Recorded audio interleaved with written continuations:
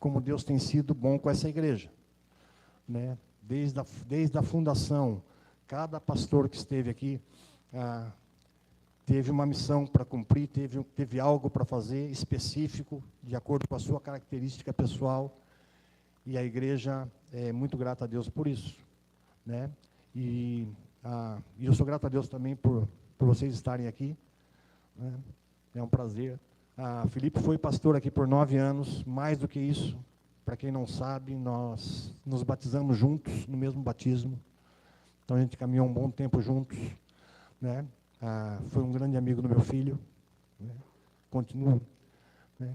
E, enfim, caminhamos muito tempo juntos, e é um prazer muito grande ter vocês aqui, tá bom?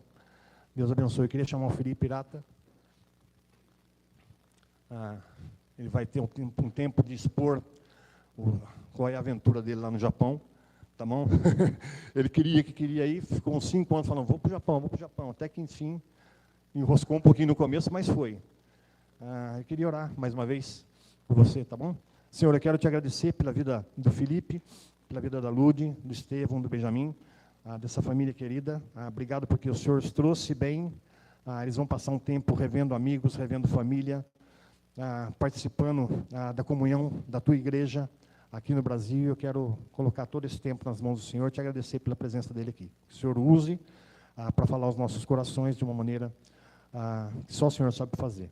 Nós te agradecemos. Em nome santo do Senhor Jesus Cristo. Amém, Jesus.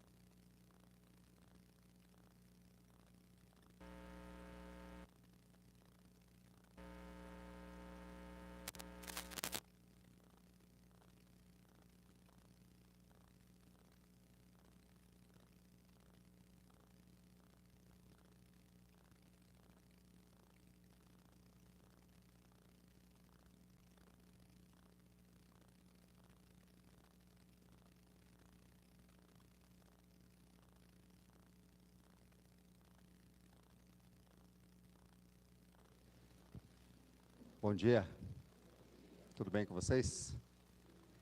É muito bom estar aqui.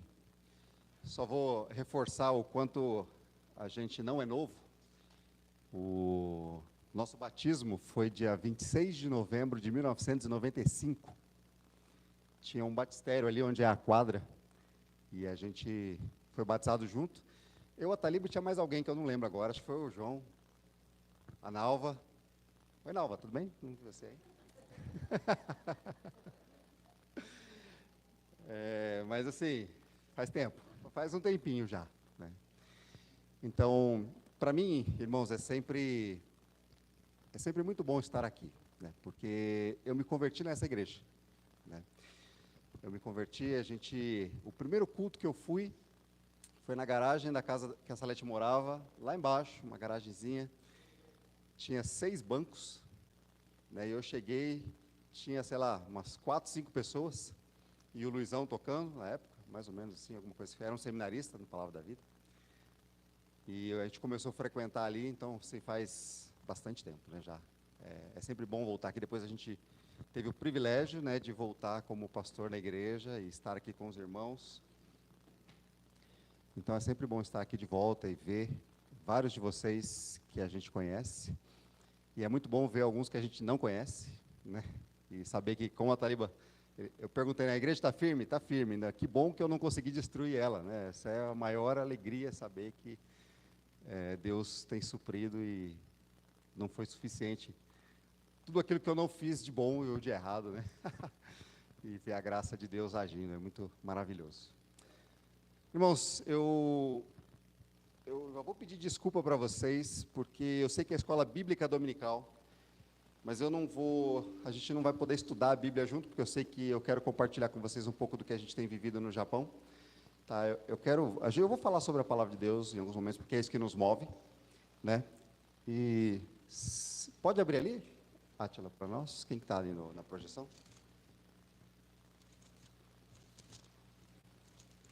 Como é que aparece ali? Tem um controle aqui?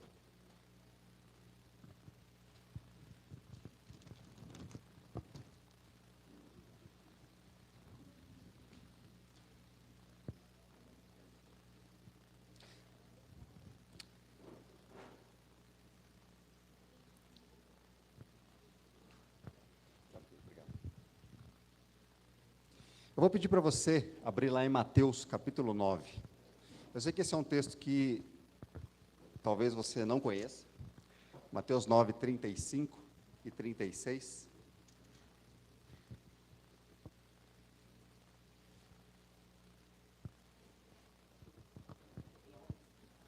Mateus 9, versículo 35 e 36.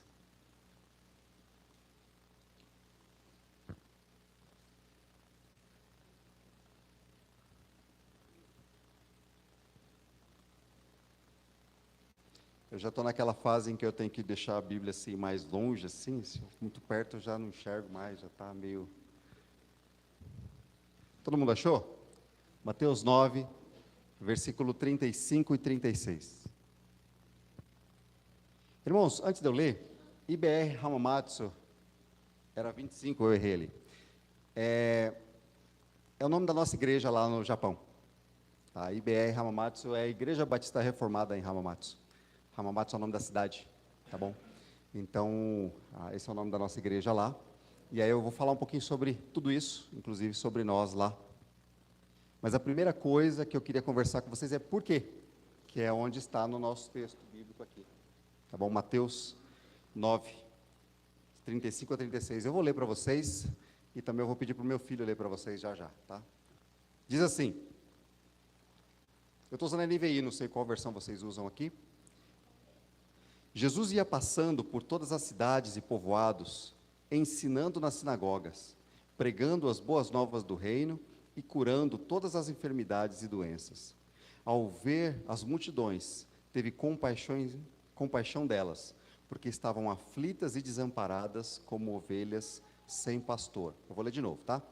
Jesus ia passando por todas as cidades e povoados, ensinando nas sinagogas, pregando as boas novas do reino e curando todas as enfermidades e doenças. Ao ver as multidões, teve compaixão delas, porque estavam aflitas e desamparadas como ovelhas sem pastor. Eu consigo chegar aqui?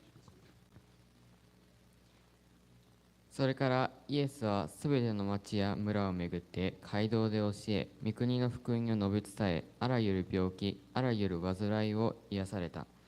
また群衆を見て深く憐れまれた。彼らが羊飼いのいない羊の群れのように弱り果ててて倒れていたからである。Isso. É isso aí. Deu para entender, né? Perfeitamente. Eu também.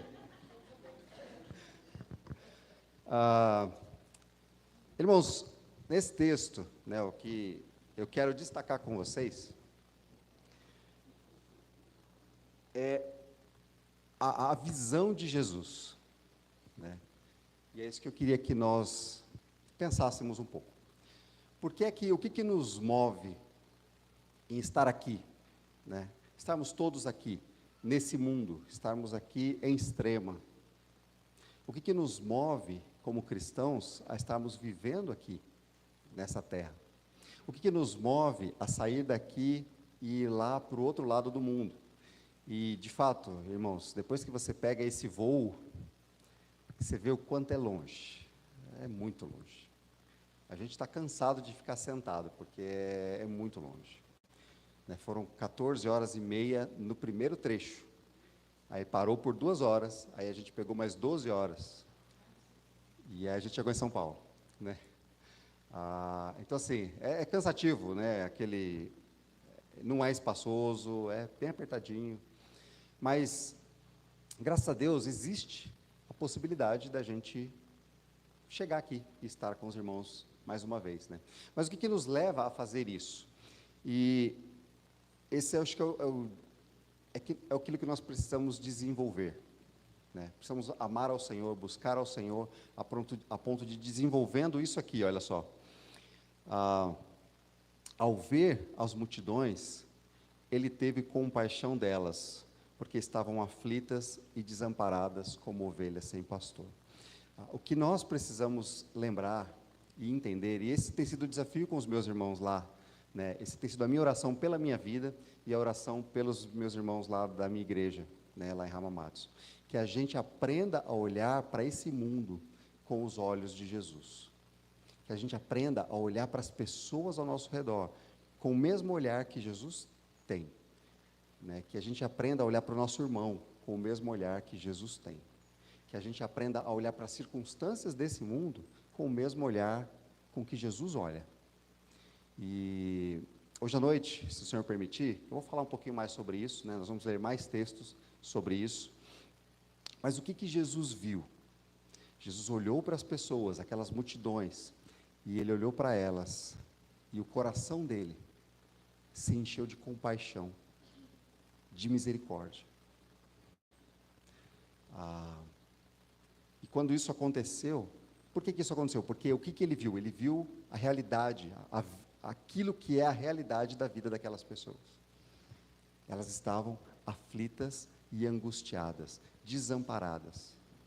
Elas estavam sem esperança. Em Efésios fala sem esperança, sem Deus no mundo. Assim são aqueles que não conhecem a Cristo, que não buscam o Senhor. Essa é a realidade das pessoas. Nós precisamos aprender a olhar para as pessoas dessa forma.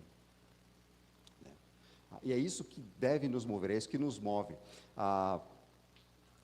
Eu não sei como que funciona aqui, né? Mas a gente, no meio evangélico, a gente meio que acaba transformando esse processo de eu preciso falar de Jesus em lei. Aí isso pesa sobre nós culpa, de, eu não estou falando de Jesus quanto eu deveria. Só que evangelizar ou falar de Jesus não pode ser lei, precisa ser resultado, e nós precisamos amar a Jesus cada vez mais e olhar como Jesus vê. Então, se eu olhar para as pessoas na rua e eu olhar para elas e perceber que elas estão aflitas e desamparadas, elas não têm Deus, elas estão perdidas. Quando eu olhar para essas pessoas, eu lembrar da minha própria realidade, de que a graça do Senhor me alcançou, isso deve me fazer amar ao Senhor mais, ser muito mais grato pela minha salvação, pela misericórdia dEle para com a minha vida, e ao olhar para as pessoas com graça, né? Mesmo aquelas pessoas que nos irritam, jesuítas lá, e começaram a pregar, né? Só que passou um tempo, eles foram expulsos, o cristianismo no Japão fechou, e aí eles foram expulsos ou martirizados, né? E todos eles, aí depois de uns anos, se abriu um pouquinho mais para os protestantes, e aí hoje o país, é isso que me surpreende, eu sempre vou falar de algo que me surpreende, é que o Japão é um país livre, é diferente da Coreia do Norte, é diferente do Vietnã, você não tem perseguição, não existe isso lá, você pode parar na rua, você pode falar, pregar o evangelho, você pode ficar à vontade, você pode conversar com as pessoas, você pode fazer o que você quiser, é um país livre. Mas o que me surpreende é, como é que é um país livre e só tem 2% de cristãos no país ainda? O que acontece que o evangelho não cresce? O que acontece que as pessoas não são impactadas pelo evangelho? O que acontece? E uma das coisas muito tristes lá é que tem igrejas, tem várias igrejas, todas são pequenas, uma ou outra talvez é um pouquinho maior, mas um pouquinho maior é assim, Aqui, assim, já é quase igreja grande, assim. A maioria das igrejas lá são todas pequenas, bem pequenas. As igrejas japonesas, praticamente, ela não tem jovens. Porque chega na idade escolar, mais ou menos, aqui no Brasil seria entre 7º ano e o 3º ano do ensino médio, a atividade na escola aumentam muito, e eles têm atividades de sábado, e você tem muitos idosos, basicamente. Em várias igrejas japonesas, o pastor é velho, eles estão morrendo, e você não tem outros pastores para assumir. É isso que tem acontecido bastante. Tem igrejas fechando, porque o pastor morreu, ou está muito idoso para continuar, e aí a igreja fica sem pastor, não tem como conseguir outro, não consegue outro, é bem limitado. Então, essa é a realidade de Japão. É isso que a gente precisa olhar para o Japão e ver dessa forma. Quando a gente olha a pessoa passando na rua, arrumadinho, bonitinho, cheirosinho, e eles são muito educados, eles são muito gentis, eles não te incomodam, essa é uma da política da vida deles, não incomodar o outro. O máximo que eles podem, eles não te incomodam, eles tentam não te incomodar. Então, você olha, por que é que você acha que não tem muito evangelho lá? As pessoas não são salvas lá. Vocês têm alguma ideia do porquê isso pode estar acontecendo? É claro, é o Espírito Santo que abre o entendimento, mas olhando de fora, assim, grosseiramente, por que você acha que isso acontece? Oi? Cultural.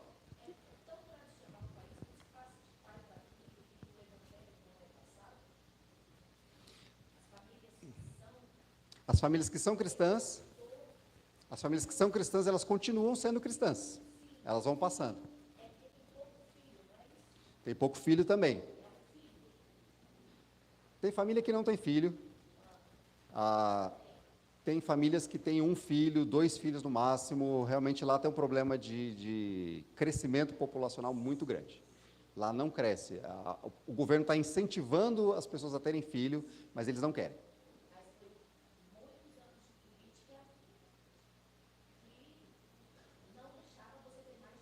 Não, lá não. Lá sempre pôde ter filho.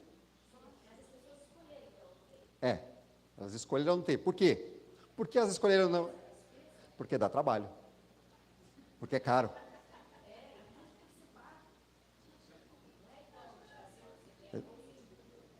Não, você ganha bolsa lá. Por exemplo, o governo está incentivando agora. Se você tiver filho, você tem ajuda no parto, o governo praticamente paga o parto. Isso sempre teve. Mas aí se você tem filho, todo mês o governo dá o dinheiro do leite, que eles falam lá, o brasileiro chama de dinheiro do leite. Mas é um dinheiro que o governo dá para menores de 16, até 18 anos agora, aumentou para 18 anos. O governo dá ajuda. Mas ainda assim, agora o governo começou com uma ajuda que ia dar 100 mil, dá 500... Quanto que dá 100 mil? Faz aí as contas para mim. 100 mil, quanto que é? Ele vai dar, o governo está dando dinheiro para quem quer ter filho. Está incentivando. Só que, ainda assim, ninguém quer ter filho. Porque dá trabalho, porque é caro, porque é difícil manter. Muito competitivo. Quanto que deu aí? 3 mil. 3 mil reais? O governo está dando 3 mil reais se você tiver um filho. Está dando 3 mil reais. A pergunta... Não, uma vez só. A pergunta é, você quer ter filho? Não, para quê? É muito pouco. Para você ter uma ideia de quanto... Vocês sabem quanto filho gasta, né? Imagina lá. Imagina lá. Porque a escola, irmãos, a escola, ela é do governo. Mas a gente paga. Ela não é de graça. A gente paga o... Eles falam que é a alimentação que a gente paga, né? Mas paga todo mês. Então, por que o Evangelho e por que as pessoas estão sofrendo, angustiadas com essa questão de... você vê igrejas morrendo, a gente vê igrejas morrendo e as pessoas, o Evangelho não cresce. Por que você acha? O capitalismo, as pessoas estão interessadas em ganhar dinheiro. conquistar, comprar casa, comprar carro. E eles nem querem comprar 2, 3 casas, eles compram uma só mesmo. Eles compram, só querem ter a sua casa, quer ter seu carro, quer viajar. Isso é uma das coisas, né? Que a gente vai falar a motivação por trás disso, já já. Irmãos, o que acontece? Por que eu acredito que o evangelho não cresce lá? Por causa do orgulho. Se você é bom, se você é organizado, se você é rico, se você tem dinheiro para comprar o que você quiser, se você não passa dificuldade, os seus filhos estão ali, você paga, eles crescem, eles estudam, vão para a faculdade, eles estão por ali. Se o seu filho, por exemplo, o meu filho agora está com 16 anos, ele já está trabalhando um pouco, mas quando ele terminar, daqui 2 anos, se ele quiser ir trabalhar na fábrica, ele vai ganhar o mesmo que um adulto ganha. E o que eles ganham? Eles ganham o suficiente para eles viverem tranquilamente lá. Então, um jovem desse, ele não sai de casa, fica lá em casa dando trabalho, e aí ele vai ganhar a mesma coisa que os adultos da igreja, por exemplo, que qualquer adulto na cidade ganha. O que ele vai fazer? Comprar um carro. A primeira coisa que ele vai fazer é comprar um carro, né, comprar um celular novo, e ele vai gastar assim, porque ele quer ter, e ele vai vivendo assim. Só que aí eles têm essa família, eles são tão educados, tão gentis, a cidade é limpa, você não tem problema tão grande social de pobreza. Você tem pobreza, claro, mas não é tão grande assim, isso não é tão perceptível. Quem é que precisa de um salvador? Eu não preciso de um salvador, eu estou bem. Eu sou gente boa, faço mal para ninguém, eu vou lá, uma vez por ano, eu vou lá no templo. Todo 1º de janeiro eles vão no templo, aí eles tocam o sino lá, eles batem palma, jogam moeda para os santos, lá para os deuses deles, e eu estou bem, né? Eu sigo os rituais lá, tem um festival, que é o agradecimento pela colheita. Então aí tem tipo um carro tradicional que passa na rua, aí o pessoal vai todo vestido tradicional do passado, puxando esse carro assim gigante, as pessoas dentro dele, aí vão batendo o tambor no caminho, agradecendo pela colheita, né, ou pedindo para que haja uma boa colheita, e aí dá tudo certo, o país é rico, o país não passa grandes dificuldades. Para algum Deus, para as entidades, para deuses. Então você tem 2 principais, você tem o shintoísmo e o budismo, eles são meio conectados, porque é meio tradição só, né? Mas o budismo é mais ligado à filosofia de vida, uma vida mais em paz, né? O shintoísmo já é mais um negócio de deuses, ele tem os deuses, ele tem essa questão espiritual por trás, essa questão mística por trás, né? Então isso também traz muitos medos, né? Uma vez por ano tem a festa, onde eles acendem uma fogueirinha na entrada de casa, para que os mortos, os ancestrais, possam achar a casa, eles vêm até a casa, depois eles voltam para onde eles vieram, e para honrar os ancestrais, né? Então, assim, muito místico. E você tem isso. Fiz esses rituais, estou vivendo bem, tenho dinheiro, tenho tudo, eu não preciso de um salvador. Ele vai me salvar do quê? Eu não sei do que ele vai me salvar. Tanto é que uma vez, acho que a Ludmila, a gente tinha acabado de chegar, ela estava conversando com uma moça que cresceu lá. Não, ela estava junto, era uma japonesa que estava junto com uma moça que cresceu lá. E aí estava perguntando, e ela perguntou assim, mas se todo mundo lá no Ocidente é cristão, ou a grande maioria, então lá deve ser maravilhoso, todo mundo é perfeito lá. Lá não tem problemas, porque, né, todo mundo tem o Salvador. Só que ela não entendeu o que significa a verdadeira salvação, eles não sabem. E irmãos, vocês sabem. Apesar de que tem algumas igrejas pregando diferente disso, vocês sabem que a nossa salvação não é uma salvação de você não vai ficar doente ou você vai ficar rico. Isso não é a salvação. Isso não é a salvação real e verdadeira, né? Os irmãos sabem disso, vocês sabem disso. Então,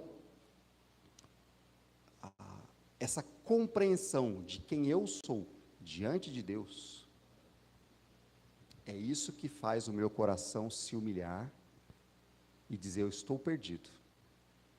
E chegar para diante do Senhor e dizer, Senhor, por favor, me salva. Eu não consigo sozinho. enquanto eu não chego nessa compreensão, enquanto eu ainda acho que eu consigo me salvar pela minha própria boa obra, pela minha própria atitude bondosa, pela minha própria, por aquilo que eu faço de bom, enquanto eu ainda acho que como eu sou boa pessoa, eu nunca vou me render completamente a Jesus Cristo.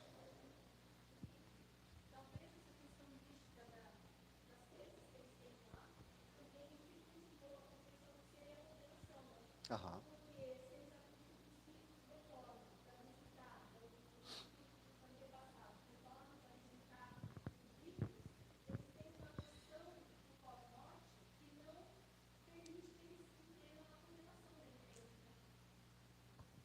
É uma mistura, né? Porque o shintoísmo trabalha com isso. Já o budismo trabalha com uma forma de reencarnação, de desenvolvimento de novas vidas e você se tornar perfeito, né? A paz perfeita, chegar no nirvana. Então, isso mistura tudo. Eles não são religiosos, mas assim, irmãos, todos nós temos essa tendência para crença em coisas, né? Eu lembro, quando eu era criança, eu morria de medo de ver um chinelo virado para baixo, porque diziam que alguém ia morrer se você tivesse com o chinelo virado, virava todos os chinelos para cima. A gente tem essa tendência para essa crença, né? Essas coisinhas assim. Então, os japoneses têm um monte dessas crenças, né? Superstições, exatamente. Né? Só que assim, eles acham que tem uma vida boa, então, pensar num Salvador, que eles estão perdidos, isso é algo muito difícil para eles de imaginar.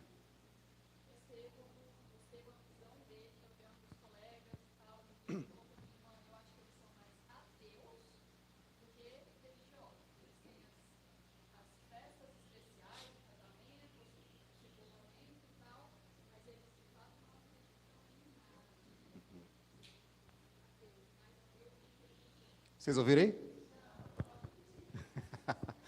O Estevão, olhando para os colegas dele, o que ele percebe é que, na verdade, eles são mais ateus do que religiosos. Eles não acreditam, de fato, em deuses e tal, mas eles seguem um ritual da vida, né? Da tradição de família, que é ir fazer isso e aquilo. Mas acaba tendo uma superstição, mas de falar assim, eles são devotos de alguma entidade, isso eles não são.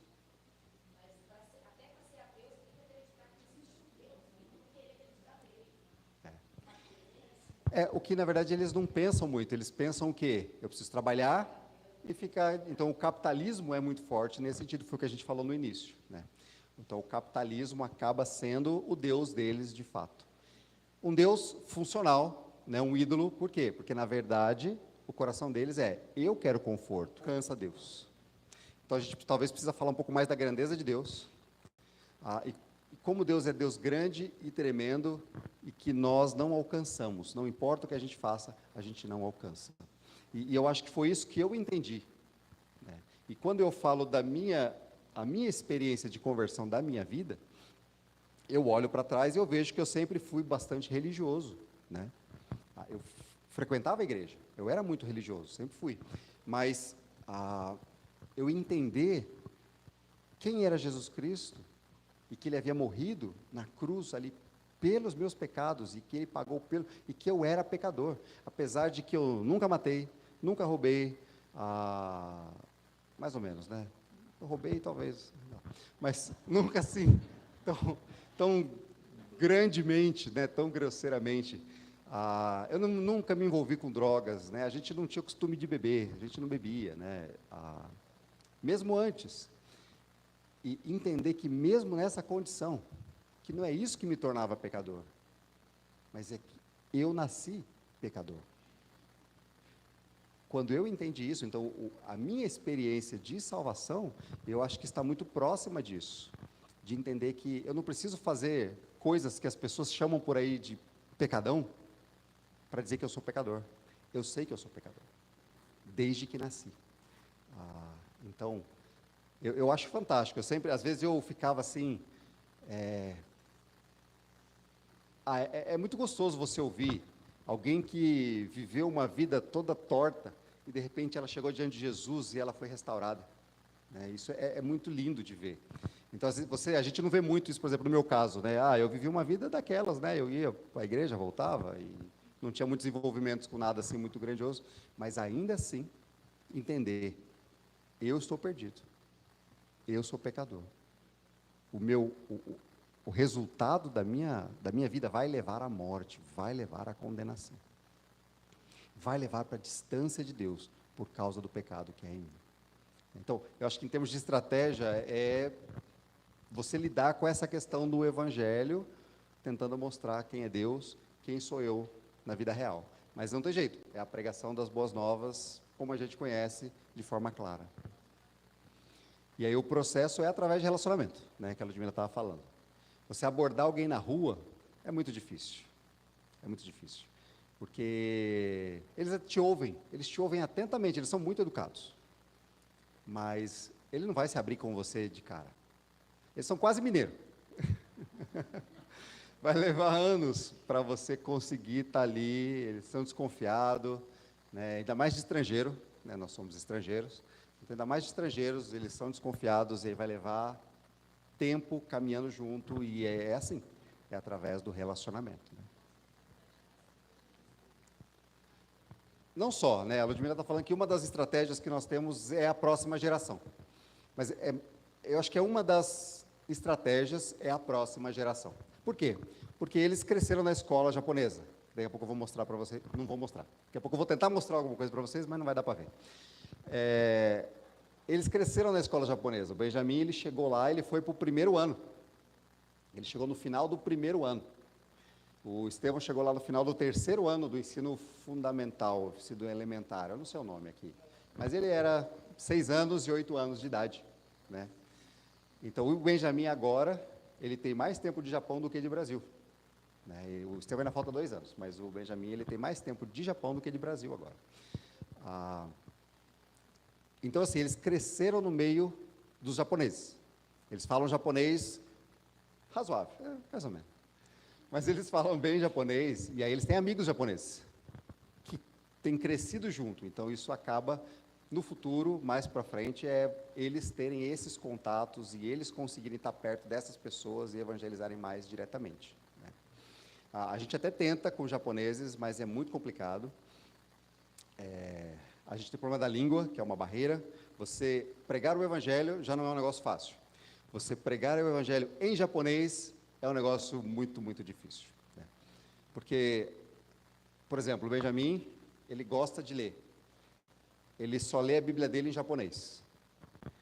Mas se você pegar algumas crianças lá, brasileiras, que cresceram no Japão, que também leem japonês, se você entregar a Bíblia para eles, eles vão ler, eles não entendem. Existem termos, né, terminologia bíblica, que eles não entendem. Então, você pregar o evangelho precisa ser algo muito claro, precisa ser algo muito... trazer para a vida real mesmo, para a vida do dia a dia deles, porque se for só usar algumas palavras que a Bíblia usa, eles não vão entender o que você está falando.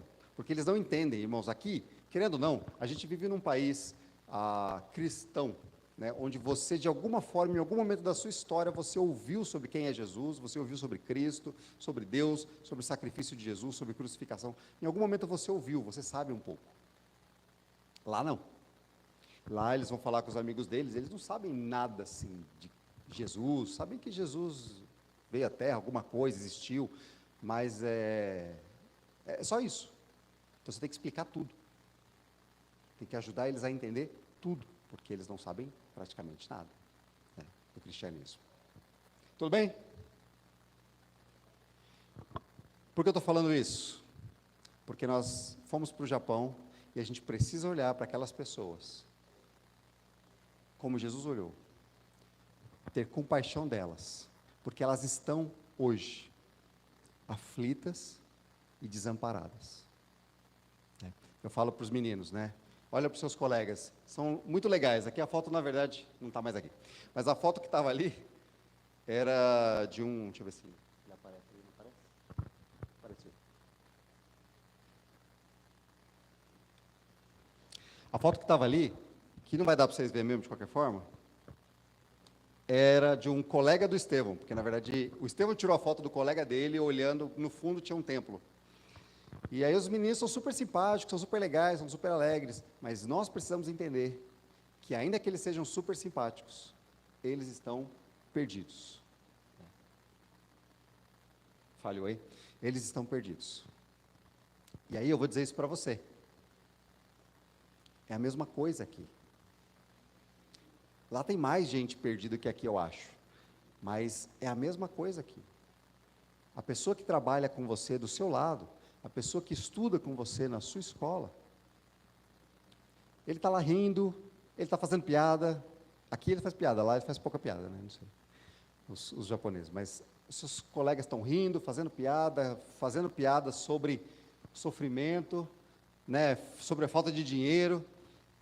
Aqui tem um japonesinho que está ali rindo, todo alegre, muito simpático, como os seus colegas, os nossos colegas de trabalho. Mas se essas pessoas não conhecem a Cristo, deixa eu dizer para você, nós precisamos olhar para eles como Jesus vê. E o que Jesus vê? Estão perdidas. Elas estão debaixo da ira de Deus, é isso que João fala. Aquela pessoa sorridente, rindo, brincando, sem Jesus, elas estão debaixo da ira de Deus, por causa do pecado. E esse tem que ser o nosso olhar, ver como Jesus vê. Nós estamos falando de missões, é isso que move missões, irmãos. Não é simplesmente o fato de, eu preciso sair evangelizando, eu preciso fazer igrejas, eu preciso abrir igrejas batistas, não é isso. Não é isso. Que é o que eu vou falar agora, né? O próximo passo aqui é Hamamatsu. Eu quero falar um pouquinho rapidamente sobre... Tem um relógio aqui? Vixe! Eu achei que ia ser muito mais rápido. Desculpa, gente, vamos lá. A minha cidade. Já era hora de eu estar acabando, pastor, mas estamos aí. Estamos firmes aí. Vocês estão com fome? É o seguinte... Hamamatsu é uma cidade que fica mais ou menos no centro do país. Ela tem aproximadamente 800 mil habitantes. Eu fui morar lá nessa cidade. Tá? Desses 800 mil habitantes, 10 mil são brasileiros. 10 mil. Quando eu cheguei lá, eu assustei, porque eu morei em Itapeva, tinha 8. Eu falei, aqui tem mais brasileiro que Itapeva, onde eu morei, uma época. Eu não sei como é que está lá agora. Agora já deve ter uns 15, né? Talvez, não sei como é que está lá. Mas, então, a cidade tem muito estrangeiro. Só que eu mudei de Hamamatsu, estou morando numa cidade vizinha. Essa cidade vizinha tem 160 mil habitantes e ela tem 5 mil brasileiros. Então, se juntar esse grupinho aqui, a gente tem uma outra cidadezinha do lado, tem mais de 20 mil brasileiros. Em 1 milhão de pessoas, tem 20 mil brasileiros lá. A gente encontra com eles na rua, tem dia que eu chego em casa e eu falo, eu vi um japonês hoje. A gente só encontra brasileiro, todo lugar que vai. A gente vai no shopping, tem brasileiro, vai no médico, tem brasileiro, todo lugar que você vai, você encontra brasileiro. De vez em quando eu encontro os japoneses lá. Mas por que as pessoas vão para lá? As pessoas vão para lá para juntar dinheiro. Né? É uma cidade que ela mistura, mesmo que do Japão, tecnologia, cidade grande, prédios altos, hotéis, e você tem castelo antigo, né, quem que morou lá mesmo? Ieyasu foi um dos... Shogun. Shogun é tipo um senhor feudal. Para quem manja de história, se você não sabe o que é, vai pesquisar depois. A gente ouve histórias sobre os senhores feudais, eles eram líderes de terras, eles eram donos de terra, e aí eles cuidavam do vilarejo, e o vilarejo pagava tarifa para eles, e plantava e dava tarifa para eles. Eles eram meio assim, protegidos pelo senhor feudal e um pouco meio que escravizados ali, né? Eles eram bem pobres. Os shoguns eram mais ou menos isso, lá no Japão. Então, teve um shogun famoso que morou ali naquele castelo de Hamamatsu, né, que era o local. Hoje é um lugar turístico, você pode ir lá, você entra, você conhece e tal, é muito bonito. Então, tem um jardim muito bonito do outro lado, assim, muito... Você tem essa mescla, né? É muito bonito lá. E na nossa cidade ali em Hamamatsu, então, você tem isso aqui, ó. Aqui é tudo campo de arroz. Então você tem aqui, essa foto eu gosto dela porque não dá para vocês verem direito, mas aqui é um grande campo de arroz e lá no fundo é um shopping. Então você tem assim no meio da cidade, você tem casas, você tem plantações de arroz gigante, você tem shopping lá no fundo, prédios, essa mistura. Ela é uma grande cidade do interior. Essa é a realidade, né, da nossa vida lá, do nosso... aqui tem um videozinho, não sei se vai dar para ver, acho que não vai dar para ver. Dá para ver? Hamamatsu fica no meio do país, ali, no estado de Shizuoka, né, Hamamatsu é aquele pontinho branco, o vermelho é Shizuoka, é o estado.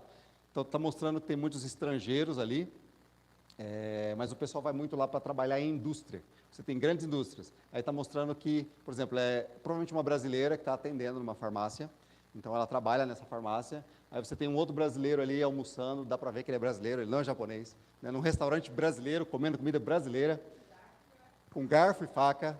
Então você tem muito isso lá na minha cidade, né?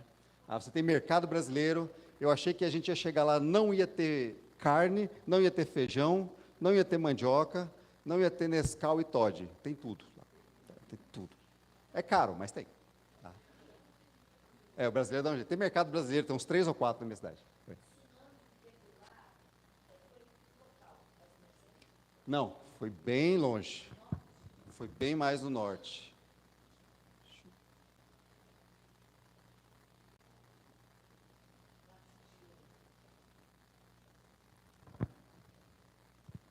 Não sei se dá para vocês verem, tá? Mas aqui fica Hamamatsu. O tsunami foi mais ou menos aqui em cima. É bem longe. Né? É bem longe. A gente sentiu só porque o que acontece? Quando acontecem acidentes desse tipo, o país tenta recuperar aquela região muito rápida. Então, eles mandam muita mercadoria para lá. Então, às vezes, você ia no mercado, lá na minha cidade, por exemplo, faltou algumas coisas. Né? Você ia no mercado, tinha bem menos mercadoria. Mas na nossa região não foi sentido. A gente não estava lá, né? Mas não foi sentido, né? A gente chegou bem depois, na verdade. Então, essa é onde a gente mora hoje, né? A região de Hamamatsu. Ali tem uma foto que está eu, a Ludmila, o Estevão e o Benjamin. Eles estão, o Estevão estava na escola já no 9º ano, quase se formando, e o Benjamin estava entrando na escola. Ele estava entrando no 7º ano, tá? Porque eles mudam de escola depois do 6º, eles se formam, aí no 7º até o 9º é uma outra escola, aí depois eles vão para o ensino médio. Então aqui, para vocês entenderem, aqui é a entrada da escola, eles vão sempre de uniforme assim, é tipo um terninho, nessa fase da vida, né? E aí, ele está de tênis aqui, só que ele tem que tirar o tênis aqui, deixar aqui dentro, nessas caixinhas, ele pega um tênis de andar na escola. Então, você troca de sapato, você só usa o sapato de dentro, e o sapato de fora para andar na rua. Então, você tem isso lá, né? Então, você vê alguns detalhes culturais em tudo que você vai, inclusive para nós foi estranho. A gente chegou aqui na casa da minha mãe, e eles três estavam na frente, eles pararam na porta assim, e não sabia se entrava de sapato, se tirava o sapato, porque lá você não entra de sapato nas casas de ninguém. Você chega lá, o sapato fica na entrada assim, depois você sobe para dentro da casa, tem um degrauzinho assim, geralmente, onde você sobe para dentro da casa. E aí a gente vai sentindo essas diferenças culturais. Né? Que tem o lado bom, o lado ruim, tem de tudo, né? Mas só para vocês entenderem mais ou menos, Hamamatsu é onde nós estamos. Lá tem empresas grandes, né? Suzuki, Yamaha, Honda, aí tem empresas de música, né? Para quem gosta de equipamento musical, tem a Roland, tem o piano, tem o Kawai, tem o Yamaha, Kasa não tem. São empresas de piano muito grandes, assim. Então, o pessoal vai para a região para arrumar emprego. É por isso que tem tanto brasileiro lá. Né? E os japoneses também, correndo atrás de levantar dinheiro e ter dinheiro e construir coisas, né? A maioria dos brasileiros, eles estão tentando juntar dinheiro e mandam para o Brasil, ou eles querem vir embora. Então, isso afeta também a nossa igreja, já vou falar sobre a igreja, se der tempo. Mas, bom, a nossa igreja, as pessoas mandam dinheiro para o Brasil, ou eles querem vir embora. Mas já tem mudado, tem tido uma nova geração de pessoas que está comprando casa por lá e está planejando ficar por lá. Que os filhos estudam, Aí você tem outro problema, porque às vezes tem filho que não fala português mais, e aí perde a comunicação com os pais, porque às vezes os pais não falam japonês, e aí você cria um problema entre pai e filho, porque o que acontece? Chega uma determinada idade, mais ou menos na idade que eles estão, a escola meio que pressiona eles para a vida independente, para que eles façam as coisas sozinhos. Então, eles acabam sendo tão independentes que eles ficam independentes dos pais. E os pais estão trabalhando tanto nas fábricas que você não tem contato entre pai e filho mais. E aí você vê os meninos todos soltos, né? E os pais trabalhando muitas horas, eles chegam em casa, só querem dormir, pai trabalhar no dia seguinte. É mais ou menos assim que é a luta lá de você perceber. Eu queria mostrar aqui, vou mostrar rapidinho, não sei se vai dar para você ver, mas pelo menos dá para você ouvir. Eu vou mostrar uns 10 segundinhos. Aqui é o seguinte, foi uma apresentação, o Estevão estava no 9º ano, era o ano de formatura dele, e ele tinha uma apresentação e ele falou sobre diferenças culturais. Pediram para ele fazer uma apresentação e como brasileiro, ele falou sobre diferenças culturais entre Brasil e Japão, né? E era um auditório gigante, tinha lotado assim de cadeiras, um anfiteatro assim gigante, e as crianças estavam apresentando ali, e aí o Estevão fala aqui nessa palestra.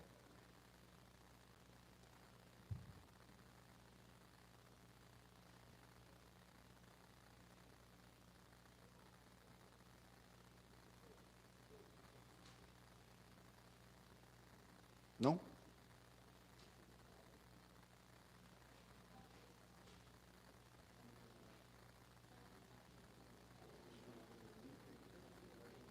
Oi? Tá no HDMI? Eu posso tirar aqui e botar no microfone. Desculpa aí, gente. Quebra o cabo, desculpa.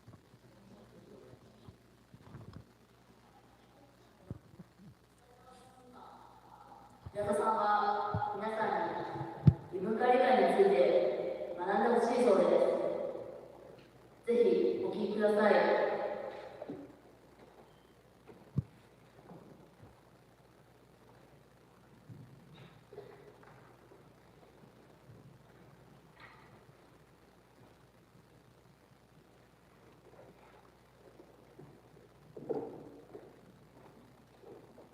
僕は両親がブラジル人で6年前に日本に来ました。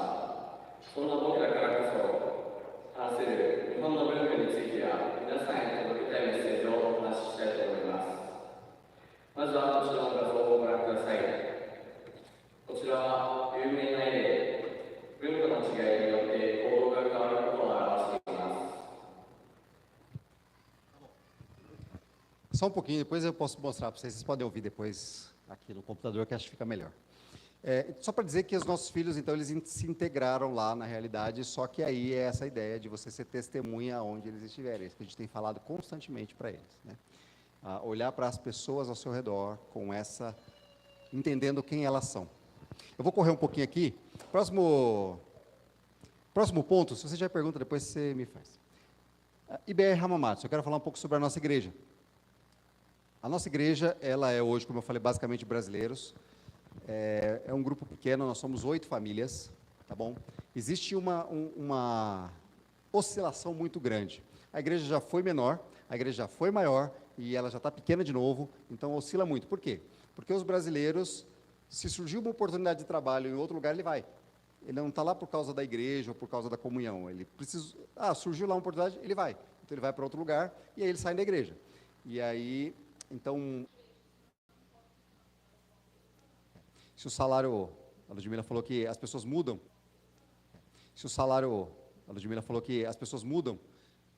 pelo salário, não importa se vai ter igreja lá, porque não tem igreja assim que você vai em qualquer lugar tem igreja, não tem, tá? Então as pessoas elas não escolhem um lugar pensando em ter um lugar para cultuar ou ter irmãos juntos, não, eles escolhem um lugar pelo dinheiro, se lá paga melhor, ele vai para lá, se não tiver igreja, paciência, não tem igreja, ele não vai para lugar nenhum e ele fica sem, tá? Então isso acontece muito, isso é o que muito forte lá na nossa realidade. Se você tiver alguma pergunta, você pode fazer. Esse aí, algumas pessoas faltando, outras pessoas já não estão mais, mas esse era até novembro do ano passado, era mais ou menos esse grupo aí que era a igreja, nossa igreja lá. tá bom? A gente se reunia em salões, a gente não tem dinheiro para bancar um salão, para alugar um salão, porque é muito caro alugar um salão lá. E a nossa igreja, ela é pequena, a gente não arrecada o suficiente. Na verdade, eles não arrecadam nem o suficiente para pagar aquilo que a gente precisa para viver. Então, a gente não tem como alugar um salão. O que a gente faz? A gente aluga salas. Lá é muito comum, o grupo deu uma diminuída e alguns irmãos têm casa. E aí, inclusive, a gente tem uma casa, né, então a gente começou a reunir nas casas. Essa aqui é a sala da minha casa. E a gente está reunindo, então, nas casas agora. A gente economiza o dinheiro do salão. E a gente faz os nossos cultos nos lares, né? Por enquanto tem cabido. Talvez, né, agora atualmente tem vindo umas famílias, então se eles se firmarem, vai começar a ficar cheio. O dia que for todo mundo, aí talvez a gente tenha que voltar a alugar salas de novo, porque acho que talvez não dê para continuar desse jeito, né? Mas é um grupo sempre pequeno. Inclusive, eu não sei se... Eu vou tentar pôr aqui para vocês. Eles mandaram um recado para vocês, tá? Eles gravaram esse videozinho aqui rapidinho no sábado à noite. Olá pessoal, graças a paz. Meu nome é Alex, esse aqui é meu filho Augusto, e aqui é minha família, a Camila e a Vitória, vão se apresentar daqui a pouco. A gente queria agradecer, a igreja que está aqui, aqui no Japão, pastoreada pelo pastor Felipe, e a gente queria agradecer a oração dos irmãos, pedir que os irmãos continuem orando por nós, para que a nossa igreja amadureça, cresça e desenvolva, e também para que o evangelho alcance o Japão. A gente é uma igreja aqui no Japão, acho que os irmãos devem saber, a porcentagem é muito baixa. Irmãos, não está dando para entender, né? Deu para entender? Ah, eu achei que estava tão ruim assim. Ah, desculpa, peraí. Eu vou continuar aqui, eu continuo. Não, é por causa do horário, eu estou meio assim. Várias pessoas se rendem a Jesus aqui. Agora cada pessoa vai se apresentar. Olá, meu nome é Camila, sou a esposa do Alex. Meu nome é Vitória, sou a filha deles. Meu nome é Ricardo, minha esposa Liana, Oi, sou a Liana Sakamoto. meus filhos. Oi, eu sou Jean. Oi, eu sou a Renata. Johnny. Oi, meu nome é Jonas, minha família. Meu nome é Sheila. Meu nome é Benjamin. Meu nome é Henrique. Sou a Cíntia, da meu filho Elias. Tem outro filho aqui também. Família do Sandro. Olá, eu sou Teru Shiroto e minha esposa. Sou a Miriam, esposa dele. Meu nome é Celso da Oda e com a minha esposa Sandra. Oi, meu nome é Sandra Oda, esposa do Celso. É isso aí, pessoal. Irmãos, queríamos agradecer as orações que vocês têm feito, pedir para que continuem orando por nós aqui. Nós também estaremos orando pela igreja aí do Brasil também, para que a gente possa crescer na fé, se desenvolver e buscar um relacionamento cada vez maior com o Senhor, que é o dono das nossas vidas, o Senhor das nossas vidas. E que Deus abençoe vocês e toda a igreja do Brasil.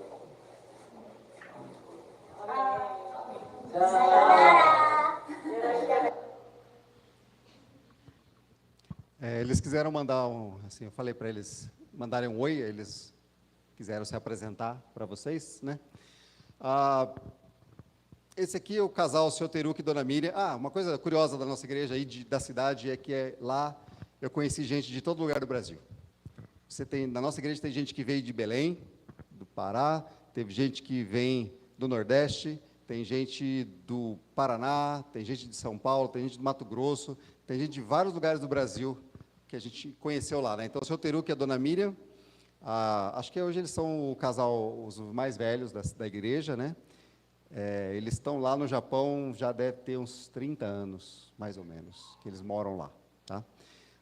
O Celso e a Sandra, não sei, eles moraram em Extrema. Eles eram da igreja presbiteriana quando eles moraram aqui. Eles caíram lá na nossa cidade e aí acabou que foram parar na nossa igreja, né? Nem sei como, mas eles chegaram lá. Ela, inclusive, trabalhou na Multilaser, os filhos deles moram aqui ainda. O Ricardo, Liana e Rian e a Renata, né, são também adolescentes lá. O Ricardo também está lá no Japão. Ele foi com 17 anos. Ele está lá já tem uns 30 anos também, quase 30 anos, tem uns 29 anos que ele mora lá. Eles se casaram, já tem uns 12, 15 anos por aí. Esse pessoal aqui que é do Belém, que eu falei, né, que é do Amazonas, ali na região do Amazonas, na verdade, que é o Bruno, a Núbia, o Hiroshi, o Harual, o Benjamin e o Noah. Inclusive, na igreja nós temos 3 Benjamins, por falta de um a gente tem 3.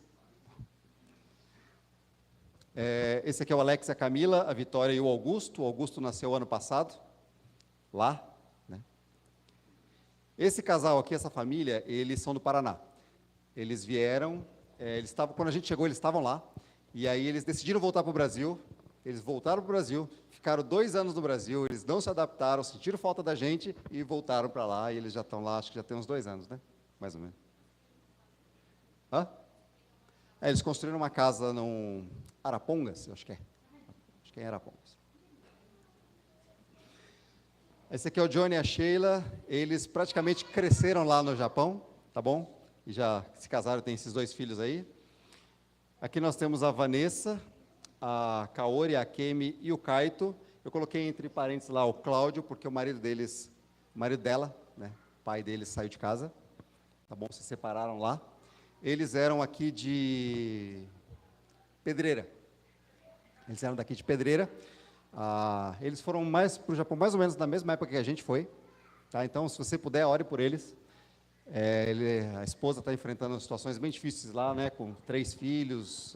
Tá uma situação bem complicada lá. Inclusive, se não me engano, a irmã da Vanessa mora aqui em Extrema.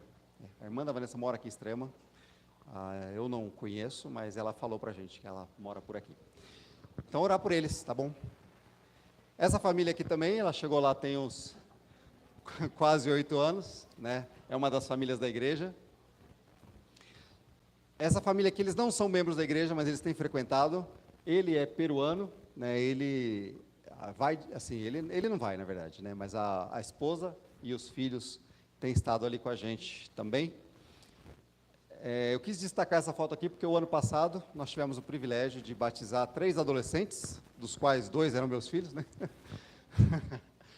Mas foi uma alegria muito grande a gente poder batizar esses adolescentes, porque, irmãos, uma das coisas que acontece lá no Japão, e hoje eu tenho contato com outras igrejas japonesas, internacionais, brasileiras, e batismo é um negócio que demora muito para acontecer. É difícil você ter gente chegando na igreja e se convertendo, e aí decidindo se batizar. Então, quando você tem, às vezes, eles fazem um batismo, não por ano, sei lá, 2, 3 anos, acontece um batismo de uma pessoa, né? Então, é um processo bem lento. Então, para nós foi uma alegria ter o batismo desses 3 aí, né? Que a gente tem tentado discipular, para que eles também possam ser testemunhas de Jesus aí, onde eles estiverem, né? Para terminar, os nossos planos é a gente conseguir estar em ministério de tempo integral. Por que eu estou dizendo isso? Porque hoje eu faço bico, eu faço cato trabalhos aqui e ali, para ajudar no nosso sustento, porque a igreja não tem condição de nos manter, né? A igreja nunca teve, na verdade, e praticamente hoje, todo dinheiro que entra, eles dão de oferta para mim, mas não cobre as despesas, porque é muito caro viver lá. Então, a nossa oração para esse ano é que a gente consiga estar de tempo integral, porque o que a gente tem percebido? Que a gente estava conversando no final do ano passado, não está dando para investir no ministério como nós gostaríamos. Não está dando para dedicar tempo, não está dando para a gente estar ali firme com as pessoas no ministério como a gente gostaria, né? De projetos e ajudar, não está dando tempo. A gente não consegue. E outra coisa que não dá tempo é aprender japonês, porque na correria de tentar trabalhar, a gente não aprende japonês, né? Eu e a Ludmila, no caso, a gente entende um pouco, a gente consegue falar umas palavras, mas a gente não consegue ter uma conversa inteira em japonês, a gente não consegue. Para nós, ainda a gente consegue viver, porque na nossa cidade a gente tem muito brasileiro, muito tradutor também, a gente consegue isso, mas... então, essa é uma oração porque a gente quer estar de tempo completo e ter o sustento suficiente, porque a gente quer fazer um curso esse ano, um curso intensivo, que é caro, mas a gente já está lá 7 anos, a gente precisa falar japonês, né? A gente precisa falar bem japonês. Então, nós estamos orando por isso, tá bom? Então, ore por nós, por isso. Por quê? O nosso desejo é plantar igrejas, Lá tem poucas igrejas. Os irmãos, por exemplo, eu até saí daqui da casa dos meus pais, né? A gente passou a semana aqui. Eu saí da casa dos meus pais, eu falei, nossa, é tão diferente sair de casa e andar 10 minutos para o culto. Sair 10 minutos antes, eu chego para o culto. Lá não, cada um é de uma cidade diferente, eles moram distantes uns dos outros e a gente se reúne, às vezes a gente tem que rodar 50 minutos, 40 minutos, né? Como se os irmãos morassem aqui e fossem participar da igreja lá em Atibaia, porque não tem igreja perto de casa. Não tem. Então, nosso desejo é plantar igrejas. Só que para isso a gente precisa, então, também ter o sustento e poder estar junto com algumas pessoas que estão espalhadas. E vai ser tudo assim, grupos pequenos. Vai ter umas 2, 3 famílias lá, umas 2, 3 famílias ali, e a gente tentar a caminhar com a plantação de igrejas, né? Porque a gente acredita que a igreja é a comunidade dos santos. E a gente poder, os testemunhas de Jesus que vão viver nessa terra e proclamando Jesus nessa terra. Então, é por isso que a gente quer plantar igrejas lá, temos trabalhado por isso, e também a ideia de dar suporte muito. Os suicídios, o ano passado, foi maior do que o ano anterior, no meio, em geral, tá bom? Existe maior do que o ano anterior, no meio, em geral, tá bom? Existe uma campanha anti-suicídio, mas o suicídio é algo muito comum lá, existe muito. E com os jovens e adolescentes tem sido cada vez maiores, né? Por quê? Eles sentem esse vazio da vida. E aí eles desistem, às vezes agora não acontece tanto mais que a gente saiba, mas acontecia muito bullying, né? Então os alunos desistiam, uma vida solitária, eles se matam. Ainda acontece isso muito comumente. Isso é muito comum. Eles ficam sozinhos muito tempo, né? Então você tem, por exemplo, na nossa igreja tem também, tá? Inclusive teve um feriado em agosto, que muitos dos pais estavam trabalhando normal, só que os filhos estavam de férias no verão, porque é férias de verão. Então a gente fez um acampamento lá em casa. Então a gente levou vários deles que quiseram ir lá para casa e a gente acabou fazendo um acampamento lá de jovens e juniores, para eles não ficarem tanto tempo sozinhos. Mas na nossa igreja tem gente, por exemplo, que o menino tem... O Benjamin tem? 5, 6. Agora tem 9. Mas desde que eles são novinhos, eles voltam da escola sozinhos, eles entram em casa sozinhos e eles ficam em casa sozinhos desde as 3 da tarde até os pais chegarem umas 6, 7 horas da noite. Eles vão lá, eles fazem um café, comem um pão e ficam sozinhos boa parte do dia. Isso acontece em várias casas, inclusive de alguns irmãos da igreja também.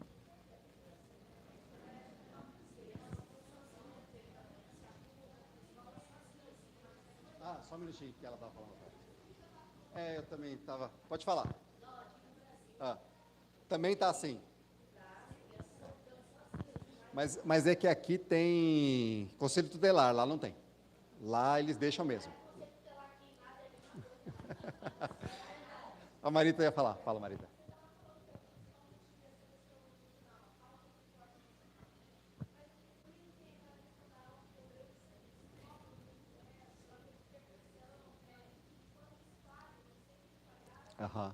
Tem. Uma das coisas culturais lá é essa questão da vergonha, né? Vergonha é uma das coisas muito comum, né? Que meus filhos, inclusive, usam. Razucaxi. Razucaxi é vergonha, e vergonha é muito lá. Então, isso faz com que essa pressão de estudo, né? Por exemplo, o Estevão estava terminando o 8º e o 9º ano, e ele ia para o ensino médio. Aí eles já começam a pressionar. O que você vai fazer da vida? Porque você precisa escolher um ensino médio que te ajude a chegar na faculdade. Então, o que você vai fazer da vida? E aí, no começo, quando o Estevão entrou, ele estava no 7º ano, ele falou para a professora que ele queria fazer arquitetura. Só que aí, no meio do caminho, ele desistiu. Ele falou assim, não sei se é isso que eu quero mesmo, não. E aí, ele foi falar isso para a professora, e a professora falou assim, acho que você está perdido. Então, esse tipo de coisa pressiona demais os alunos. E aí tem uma prova para entrar no ensino médio, na escola que você escolheu. E é difícil. Então, eles estudam, eles se matam e eles nem contam. O Estevão, às vezes, perguntava para o coleguinha dele, cara, que escola que você vai? Ele não conta, porque ele não quer ter a vergonha de dizer que não passou, se ele não passar, né? Então é um negócio assim, é muita pressão nessa fase, eles sofrem muita pressão, né? Para os meus filhos, eles são, esquenta a cabeça não. Só vive e vamos lá, vamos servir a Jesus, isso que é o mais importante. Mas eles estão estudando também com dedicação, né? Estão aprendendo, mas é mais ou menos isso. Alguém mais ia perguntar?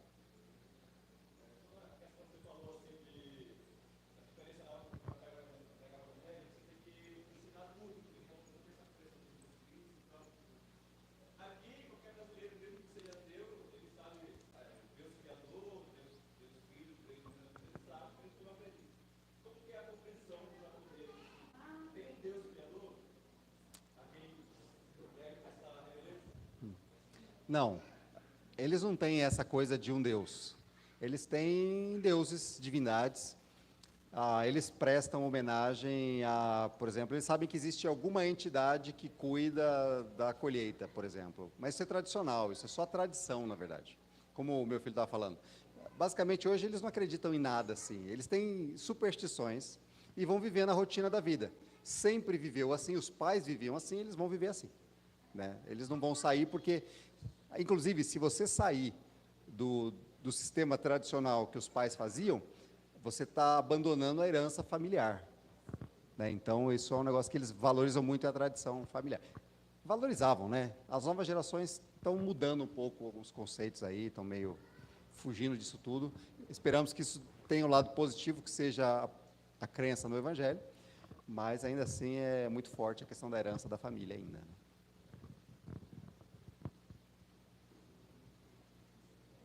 Tudo bem? Então tá bom. Se o Senhor permitir, à noite a gente vai falar um pouco mais, mas eu vou me focar mais no nosso motivo porque a gente está lá, que é pensar no Evangelho. Tá bom? Eu quero pensar com vocês no Evangelho, que é super importante para nós, né? Como eu falei aqui de manhã, é isso que nos move, o Evangelho de Jesus Cristo. Ok? Posso orar? Senhor, nós te agradecemos mais uma vez. É um grande privilégio poder estar aqui junto com os meus irmãos, rostos conhecidos, alguns que eu ainda não conheço, mas obrigado, Senhor Deus, pelo teu grande amor, pela tua graça, por perceber que é a ação do Senhor, é o Senhor quem sustenta a tua igreja, é o Senhor quem move, é o Senhor quem edifica, é o Senhor quem atrai as pessoas, é o Senhor quem quebranta os corações. Muito obrigado por essa igreja aqui, obrigado porque eles são luz aqui nessa cidade, eles são referência nessa cidade. Nós sabemos que hoje em dia tem tido tanta distorção do Evangelho por aí, tanta pregação estranha à Tua palavra. E obrigado porque a Tua igreja aqui, Senhor Deus, eles têm se mantido fiéis, buscando o Senhor, por mais que isso às vezes não seja visto com bons olhos por alguns, mas com certeza, Senhor, nós louvamos ao Senhor, porque nós queremos honrar e agradar ao Senhor e não às pessoas. Louvado seja o Senhor por essa igreja, eu te agradeço. É muito bom, Senhor, estar aqui e ver o caminhar dos nossos irmãos. Eu te agradeço pela Tua palavra, que nos chama a olhar para esse mundo através do olhar de Jesus. Ajuda-nos, Senhor, a olhar para este mundo através do olhar do Senhor Jesus Cristo. É em nome dEle que eu oro. Amém. Obrigado, meus irmãos. Deus abençoe.